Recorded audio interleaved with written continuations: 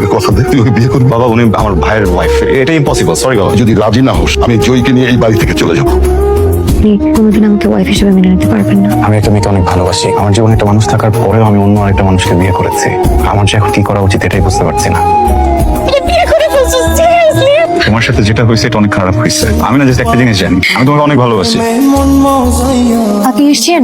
বাবা মা আপনার জন্য অপেক্ষা করতে করতে ঘুমিয়ে পড়েছে। আপনাকে অনেকবার ফোন করেছিল কিন্তু আপনাকে ফোনে পাওয়া যাচ্ছিল না। আমি আপনার জন্য ডিনার রেডি করে রেখেছি আর আমিও খাইনি। কে আসছে বাড়িতে? আজকে সবকিছু বলে এসেছি, ওকে এটাও বলেছি।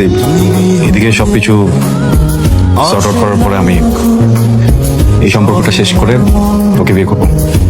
আপনি প্লিজ না নাস্তাটা করে যান। আমি তোর সাথে এখন বেরোতে হবে, খাবো না। 2 মিনিট লাগবে বসে নাস্তা। কথাটা কেন বুঝতে পারছেন না? আমার যদি ক্ষুধা থাকতো আমি নিজেই খেয়ে নিতাম। প্লিজ। আপনার ভাই আমাকে সবসময় বলতো আপনার চা পড়াটা খুব পছন্দ। আপনি যখন দেশের বাইরে চলে যান আপনার ভাই আপনাকে খুব মিস করতো। তার মাঝে মাঝে আমাকে বলতো চা পড়াটা বানিয়ে দেওয়ার কথা। ও নিশ্চয়ই নিচে থাকে, তো নিচে থাকারই কথা, ও নিচে থাকে না? আচ্ছা আমি বুঝতেছি না ও চলে যাচ্ছে না কেন বাপের বাড়িতে? তুমি কয়েকদিনের জন্য আসছো বাংলাদেশে, তুমি তো চলে যাবা। এই কয়দিন ও বাপের বাড়িতে থাক। মেয়েটা এরকম স্টুপিড কেন? আমি বুঝলাম না, ওর চরিত্র সমস্যা আছে। না হলে ও ওর হাজবেন্ড মারা যাওয়ার পর হাজবেন্ডের ভাইকে বিয়ে করতে পারে না। প্লিজ এইভাবে কথা বলো না। আমি মজায় মজায় বিয়েটা করিনি। সিচুয়েশনটা বোঝো।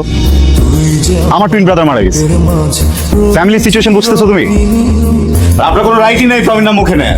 আপনার মতো একটা মানুষের লাইফ ঠিক করতে যে আমার বাপ আমারে ফাঁসাইছে, আমি এই জন্য আপনারা বিয়ে করছি। প্রমি সব কিছুতে পাশে আরেকটা জায়গায় চলে গেছে। পুরো ফাকড আপ লাইফ আমার, জাস্ট বিকজ অফ ইউ। এই মুখে জীবন প্রবীণ নাম নেবেন না, বুঝতে পারছেন? হ্যাঁ